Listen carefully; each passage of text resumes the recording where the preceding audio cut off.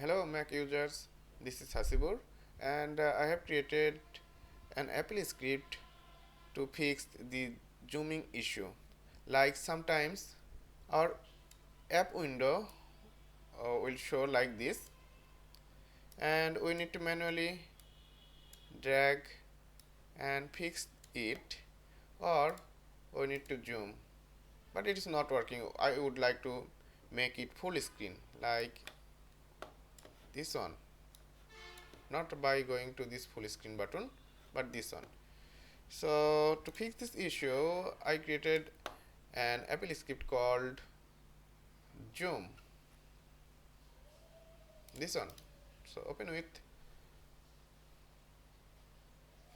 script editor and just adjust this value to your display resolution and hit run. You can see the front app is going full screen.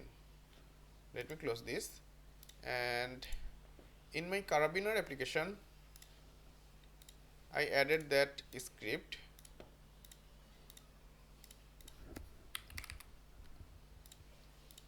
Okay, so my keyboard shortcut is left command and mouse pointing button 4 to zoom.